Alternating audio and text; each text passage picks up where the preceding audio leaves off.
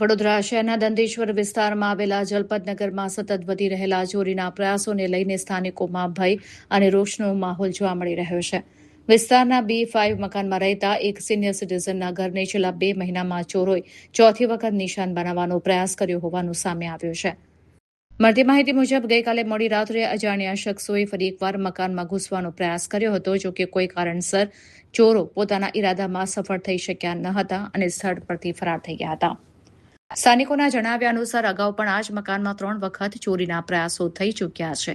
એક જ ઘરને વારંવાર નિશાન બનાવવામાં આવતા વિસ્તારના રહીશોમાં ભયનો માહોલ જોવા મળી રહ્યો છે.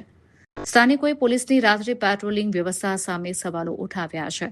રહેવાસીઓનું કહેવું છે કે વિસ્તારમાં પોલીસની હાજરી વધારવામાં આવે તેમજ અસામાજિક તત્વો સામે કડક કાર્યવાહી કરવામાં આવે, જેથી લોકોમાં સુરક્ષાની લાગણી મજબૂત બને. આ ઘટનાને લઈને સ્થાનિકોમાં ભારે રોષ જોવા મળી રહ્યો છે. લોકો દ્વારા ચોરીના પ્રયાસોમાં સંડોવાયેલા શખ્સોને ઝડપી કાયદેસરની કાર્યવાહી કરવાની માંગ ઉઠાવવામાં આવી રહી છે. જનપદ નગર 5 માં દંતેશ્વરમાં રહીએ છીએ અને એક દિવસ પહેલા જ ચોરીનો બનાવ બન્યો છે. કમ્પ્લેન આપી અને આજે 12:15 જ થયા હતા. કૂતરાઓ ભસવાનો અવાજ આવ્યો અને અમે લોકો બહાર આગળની તરફ જોતા હતા.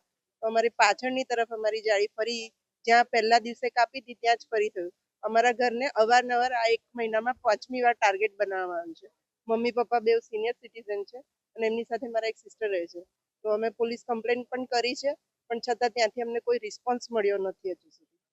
આજે પણ અમે કોલ કર્યો ત્યારે પણ કોઈ રિસ્પોન્સ નતા આપતા.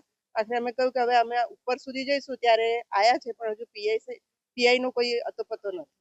શું લાગે છે એક જ મકાનને વારે ઘડે ટાર્ગેટ કોઈની જાણભેદુ છે, કોઈની દુશ્મની છે કે પછી ખબર નથી, પણ પોલીસની સહાય મળવી જરૂરી છે, કારણ કે સિનિયર સિટીઝનને અને પોતે પોલીસ કર્મચારી છે છતાં જો એ નિશાય થઈ જાય તો પછી બીજા લોકોની તો શું પ્રોટેક્શન માટે તો પોલીસ સાથે કોઈ આશા રાખવી ના જ જોઈએ.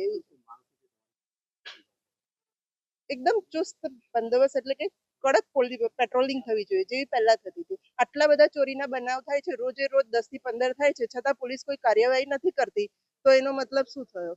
જો જનતા સુરક્ષિત નથી તો તમે શું કામ રહો છો? ખાલી પગાર લેવા જ છો? ગાયત્રી પવાર.